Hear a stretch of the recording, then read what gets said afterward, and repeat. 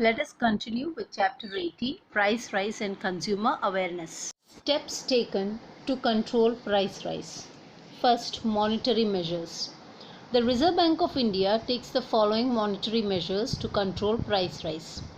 It increases the bank rate, that is, the rate at which it lends money to the commercial banks. As a corollary, the commercial bank increases the rate of interest while lending money to their customers. The increase in the interest rate curbs the tendency to borrow money and invest the same in speculative ventures. The increase in the rate of interest on the deposit encourages the consumer to invest their surplus funds. Thereby, surplus funds go out of circulation. The tendency to make unnecessary purchases is curbed. This reduces the demand for the goods. The Reserve Bank withdraws surplus funds from the market by selling the government securities. It increases the cash reserve ratio (CRR) and reduces the availability of funds with the commercial banks. Second is fiscal measures. The government reduces the public expenditure, postpones plans involving heavy expenditure, and curbs the wasteful expenditure. It increases the level of existing taxes and imposes new taxes, and thereby reduces spending capacity of the people.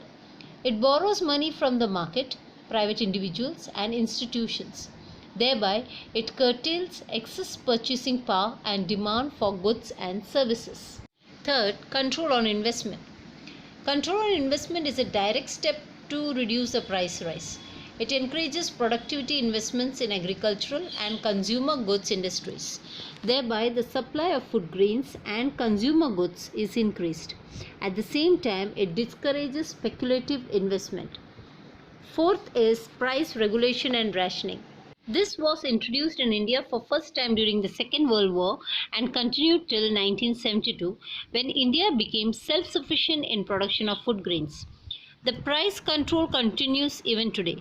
Essential commodities are made available to the weaker sections through the public distribution system of the society. For this purpose, a chain of fair price shops have been set up. The government gives subsidy of food grains, petroleum products, and gas to keep prices under control. Fifth, administrated price mechanism. The government has made it obligatory for all the manufacturers to state the MRP, that is maximum retail price, on their products, which are inclusive of all taxes. Essential Commodities Act 1955 lays down the level of stock to be maintained and their display. The traders are required to maintain stock registers. Any disparity between actual stock and the mentioned in stock register attracts punishment. Consumer awareness, Jago Grahak Jago. Nowadays, every person is a consumer one way or other. Many items with same features with different brands are available.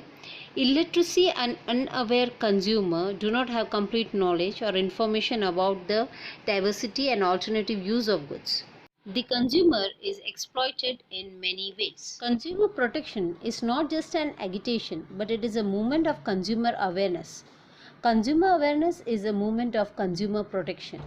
Consumer protection is a well-organized program for the people of the society to make them mature consumer, with the help of which anti-consumer activities, exploitation, and deception may be faced. Ralph Nader started a movement in America to bring consumer awareness. Thus, he is called pioneer of consumer movement. Satisfaction of consumer is our motto. Consumer is the king of market. Such statement seems to be exaggerated and deception in the present time. Producer, entrepreneur, or trader produce things as per their ability and convenience. They attract the consumer through the advertisement or the hoardings and other medium. And consumer find it difficult to purchase or choose a proper commodity and is guided towards the false way and is thus exploited. Forms of consumer exploitation. The manufacturer and the trader resort to the following malpractices to exploit the consumer: use of false weights and measures, sale of inferior quality goods, charging prices in excess of the maximum retail price MRP, practicing food adulteration and that has harmful effect on the health, adulteration in petroleum products that adds to air pollution, unsatisfactory after sale service, not respecting the condition of sale, defective services provided by banks, railways, and other service sectors, insulting behavior and harassment of the customer, cheating by misleading advertisement, defective equipment endangering lives of the consumer, hoarding the goods, creating artificial shortage and black marketing, incomplete information of the products. These were the forms of consumer exploitation.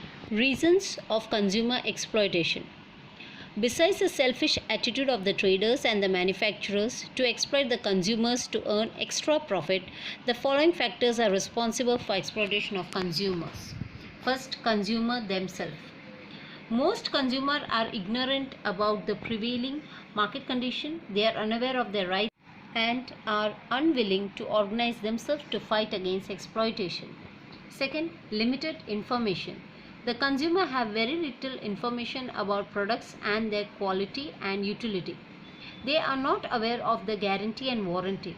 Moreover, the salesmen do not provide such information. Third, limited supply. The traders create artificial scarcity of popular products. The traders take undue advantage of scarcity. Fourth, limited competition. The manufacturers or traders form cartel and create monopolistic situation. The consumer find themselves in the market where there is limited or no competition and get themselves exploited. Consumer awareness in consumer protection. The earliest reference to protect the interest of the consumer is found in Kautilya's Arthashastra, where prescribes punishment for the undermeasurement of goods, adulteration and duplication. Late President John F. Kennedy of the USA presented a charter of 4 rights of the consumer before American Congress and expressed unhappiness about neglect of the consumer. On 15th March 1983, Consumers International notified the rights of consumers. On 16th April 1984, the United Nations passed a resolution that mentioned 8 basic rights of the consumer. It called upon the member states to set up legal mechanism for the protection of the interest and the rights of the consumers.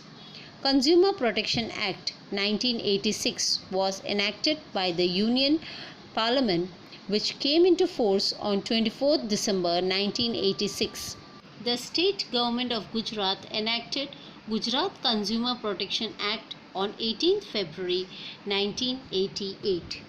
In 1993 and 2002, there were many important amendments have been implemented in India in consumer protection. People have wished to bring change in the age-old act as per requirement of time.